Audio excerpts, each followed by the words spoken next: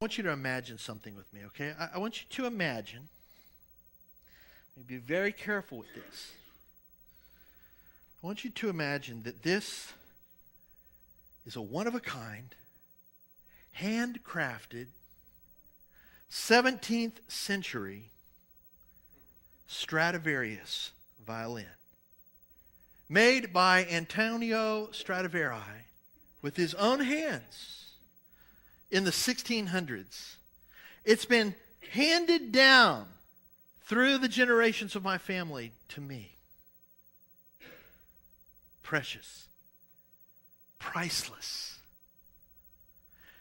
Now imagine if I said, are there any musicians in the room? Has anyone ever held a one-of-a-kind, priceless 17th century Stradivarius? And I said, oh, Josh, hey, buddy, you never held one. Here. Check that out, man. Pass it around after the service. Everybody take a look at it. And when it's done, maybe bring it up here on the stage and I'll get it in the morning. I would never do that. I'd be crazy if I did that. One little tiny dent. By the way, I bought that at Cracker Barrel about 6 months ago. It's plastic, okay? I would never do that. One little ding, one little scratch would be devastating because it's priceless. One of a kind. I can't replace it.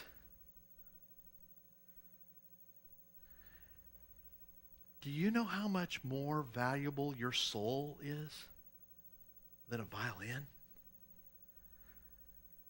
And yet people just expose and pass around their soul, in some cases from person to person, treating it like it's just a physical thing. And some of us in this room know all too painfully and well that it's not. Oh, friends, we need to just really feel that today. Sex is so much more than just physical. God created it to be the ultimate expression and the ultimate experience of intimacy. Intimacy can be defined this way: to know and to be fully known. That's intimacy. To remove all barriers between me and the other person, relationally, spiritually, emotionally, heart on heart. To know and to be fully known. Now here we're kind of right back to those 4 purposes for sex that we talked about last week. That God created sex for these 4 reasons. One is for physical pleasure. And the world totally gets that one right. And then the other 3, they really mess up. The second one is for procreation, because God's plan for sex was the family. A husband and a wife loving and bringing children into the world and loving them. And as Moses talks about in Deuteronomy 6, is passing on that faith, raising those children in the admonition of the Lord. It's wonderful. And the third one was for intimacy. It is a beautiful thing between a husband and a wife. It's a beautiful experience in that context. And then the fourth one that we talked about was the one that I really want us to think about again today. It is a foreshadowing. It is an object lesson of the relationship that Christ desires to have with his bride, the church. Remember last week we mentioned that Christ is portrayed in the New Testament as the bridegroom, and that the church is the bride of Christ. And that we are in the betrothal period. In the New Testament, they had this season when the bride and the groom would be engaged in our terms, but that was what they called the betrothal period. And the groom's task during the betrothal period is to go prepare a place. Prepare everything for the wedding day, which is why in John 14 we hear Jesus speaking of, if I go and prepare a place for you, I will come back and take you to be with me. And on the wedding day, the groom comes back and takes the bride, and they have the ceremony, and everything's prepared. And that day's coming for the bride of Christ. It's going to be an awesome day. And Revelation actually talks about the wedding feast of the Lamb, and what a beautiful day that will be. The whole point, though, is that God created this thing called marriage, and that this husband and wife, the groom and the bride, are blessed to experience this one flesh experience of intimacy that portrays the kind of intimacy that Christ desires to have with his church. And someday, we'll have that. Listen to what Paul says in 1 Corinthians chapter 13, verse 12. He's talking about this intimacy. He says, "For now I see only a reflection as in a mirror." Now, you got to understand he's not talking about a 21st century mirror, okay?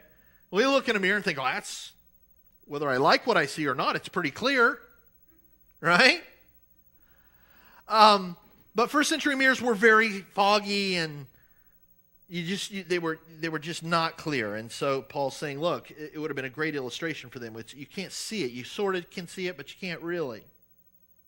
Then that's how we kind of see God at the moment, he says. But then, when perfection comes, when Christ returns, then we shall see face to face. Now I know in part, then I shall know fully, even as I am fully known. Wow. He's not talking about just head information, knowing about God. He's talking about heart-on-heart relationship with God. Ultimate intimacy. Our relationship with God is good now because of the blood of Christ and because we've received him and we can have a relationship and call God our Abba, Father, and we have the Spirit of God whose presence is within us and testifies, as Paul says in Romans, regularly that we are children of God. That's wonderful. But Paul says, you ain't seen nothing yet. Wait till the skies split and your Lord returns, and it's not walking by faith anymore, it's sight. And here he is, and it's forever. And this old corrupted body that is corrupted with sin and brokenness is changed, and it's an immortal body. And you're with God, and you're in his presence. Oh, what a glorious and completely different experience that will be. And friends, sex is a foreshadowing. The relationship of the husband and the wife is a foreshadowing of that intimacy. It's precious. It's priceless. And that's also why it's so difficult and sad when we treat it as common.